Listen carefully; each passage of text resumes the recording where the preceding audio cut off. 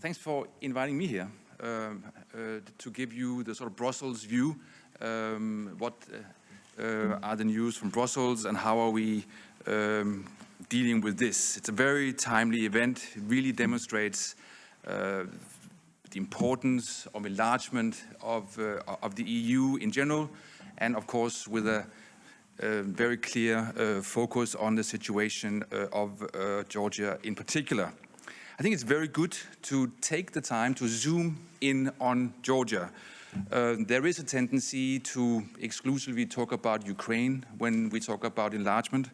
Now that the war in Ukraine has now entered its third year, I think it's very, very important that we remain totally focused on how we can best support Ukraine.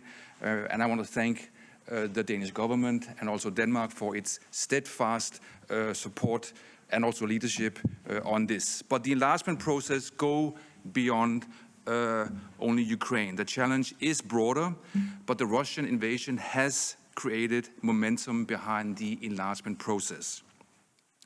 Now you will hear during this event a lot of words like merit-based and this is a geostrategic investment. You will hear this a lot, and these are concepts that we are all familiar with. I know that Georgia is fully aware that they themselves will have to walk the path towards the accession of the EU. I will go into some detail about what this means in practice, what Georgia needs to do in terms of what is its actual to-do list, and how they and the EU are working together to achieve this goal. The fact that the enlargement is a geostrategic investment in our joint continued peace, security, and also prosperity also merits repeating. And it was very visible when the heads of states and also government met in the European Council in December last year. But maybe just before I go into detail, just to give you a little bit of a sense of how is enlargement dealt with in Brussels. And maybe just to describe the sense of priority and importance, one word in Danish is altoverskyggende. In English, it overshadows almost everything. It permeates everything that the European Commission does these days, both in terms of the energy really directed at the actual detailed negotiations and the work with the individual candidate countries, but it also permeates into other policies of the EU. All the policies now dealt with by the EU are seen through the prism of enlargement. How will enlargement affect these policies? Be it how do we improve our competitiveness? How does this affect the policies towards agriculture, energy, green digital transition? Everything is seen through the prism of enlargement, how these policies can affect enlargement and vice versa. But most of all, I think that you can say that the entire European agenda on enlargement is a direct reflection of the way that the European Union perceives its geopolitical role and also its responsibility on the world stage. The war in Ukraine has created a momentum and has focused the minds at the heart of Europe to laser in on the importance of creating a stronger Europe. Sorry. It's okay. When she took office in 2019, my boss, Ursula von der Leyen, clearly stated that she wanted the European Commission to be a geopolitical commission. And we know now how this would dominate her term. Just 2 years ago, the world changed with the invasion, and the EU reacted by showing that the values of the Union is based more than just words. The unity that we saw at the time, everybody drawing together, speaking with the same voice, showed that the EU genuinely is a genuine community of values, of democracy, of freedom that stands up for a rule-based international system. And the geopolitical importance of enlargement was underlined in 2022 when Ukraine, Moldova, and also Georgia applied to become EU members. Now, the European perspective has reinforced these countries' full determination to carry out the necessary reforms required by the EU accession process. Now, I say reinforced because I know that these reforms are not solely being carried out to satisfy the criteria set out by the EU, but they are fundamentally triggered by a desire by the populations themselves in these countries to live in a free and democratic society in a civilized world to which they feel that they belong. But the perspective to join the EU is certainly an accelerator. Now, in her State of the Union speech last year, Mrs. von der Leyen was clear about the vision for Europe in this new geopolitical world. It's a vision where it's in Europe's interest, in its really strategic and security interest to complete the Union with new member states. And this is a vision where we cannot afford to leave our fellow Europeans behind. But beyond the geopolitics of it, there are other aspects of this vision. The last enlargement 20 years ago proved to be an economic success, both for the old and for the new member states. Enlargement is not a zero-sum game. It's not a matter of charity on the part of the existing member states, but the moral obligation does weigh heavily in light of what's going on around us. And I'm sure that a successful enlargement will surely follow the same path of win-wins. So that's where we want to go. We want to see Georgia a member of the EU, but it will take time. We have to acknowledge, as was said, quite clearly just some minutes ago, that it will take time. These reforms in the candidate countries must be accompanied by the EU as well. Let's not lose sight of that. And we are working together now with the Belgian presidency on a series of pre-enlargement policy reviews to make sure that the EU, as it is today, is ready to absorb new members. But let's turn to Georgia. I think it's important to acknowledge that EU-Georgia relations, they go back a long time. 10 years ago, we entered a so-called association agreement and a deep and also comprehensive free trade it's called DCFTA, Comprehensive Free Trade Area. And I think it's important to fully exploit the potential of these agreements as they are linked to the broader process of reforms in also Georgia. Last week, EU and Georgia met in Brussels at the highest political level to take stock of this implementation. And this was very positive, actually. Let's now focus a little bit on the enlargement process because it's important to look at this issue from a sort of broader perspective. As you've heard before, and you'll hear it again, Georgia's progress towards the EU will depend on its own merit in meeting the accession criteria. So the ball is very much in Georgia's court. The choice to join the EU is a strategic one. Georgia must embrace and promote EU values firmly and really firmly. All enlargement countries have to act with determination to implement reforms, tangible, irreversible, starting with the fundamentals, rule of law, functioning of the judiciary, fight against corruption, economy, functioning of democratic institutions, public administration reform. These are the cornerstones of EU enlargement, policy. One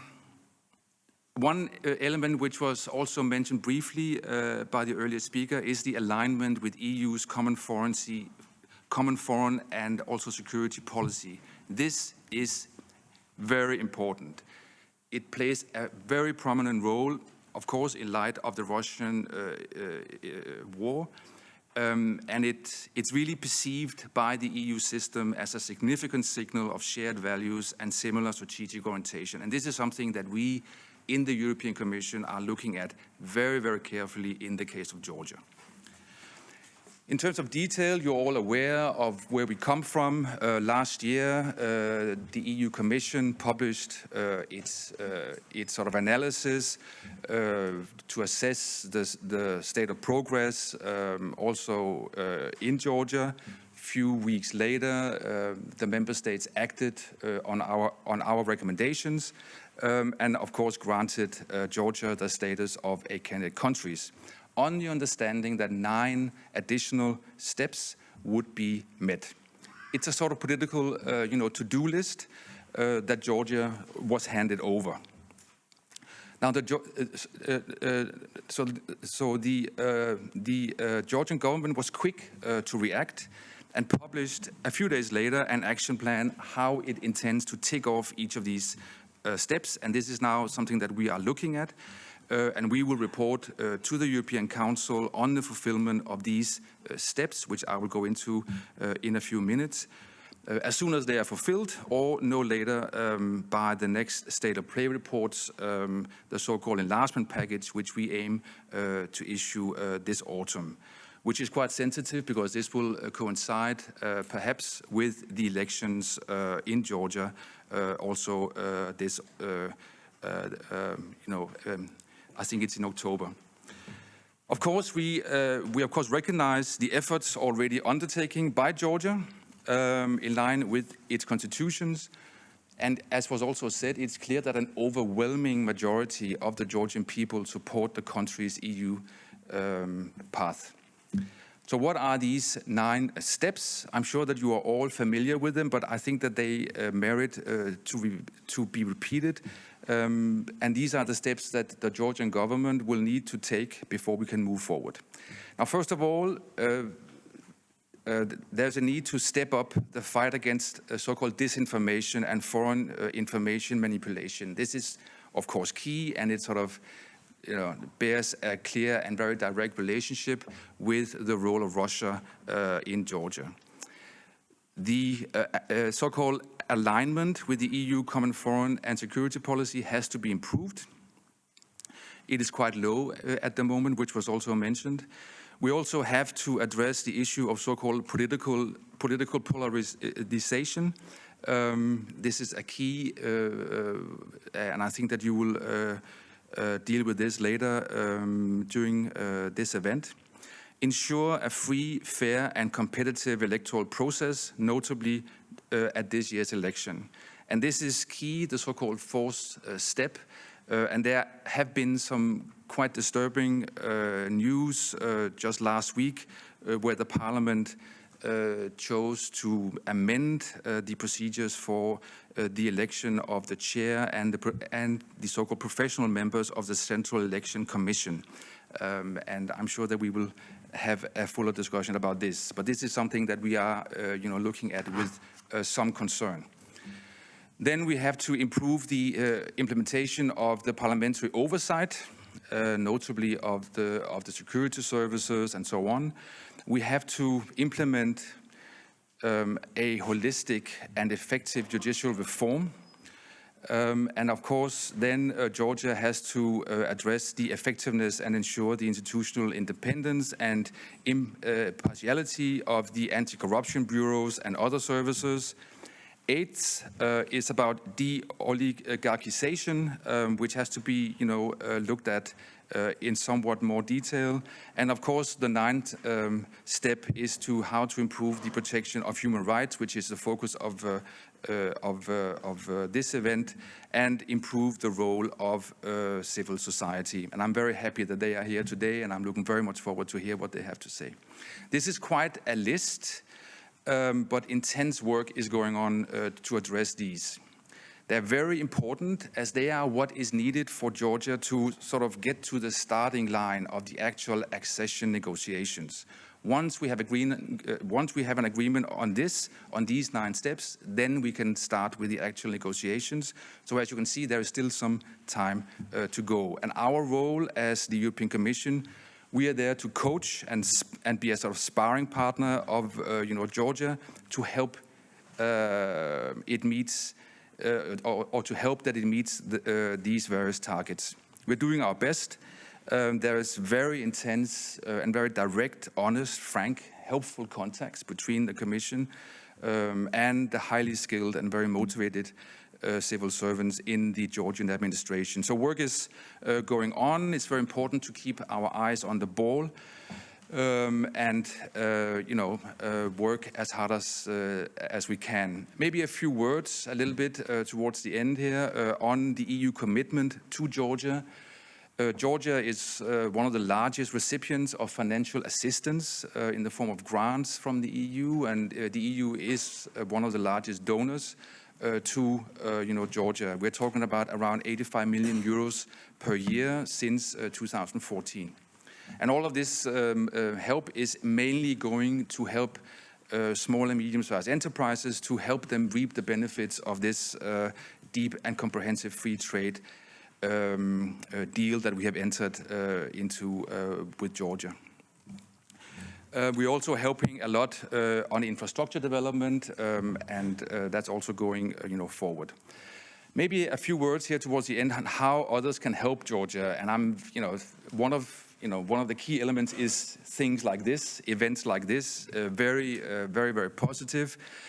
We also heard how the Danish government and how the Danish Parliament is very hands-on helping Georgia. Denmark was also a key player in the last large sort of Big Bang enlargement 20 years ago. It made significant contributions with the then candidate countries, the so-called Eastern support or Øststøtte. And this really helped, and I'm sure that the help that the Danish government is doing towards Georgia will help and will not be forgotten in the future.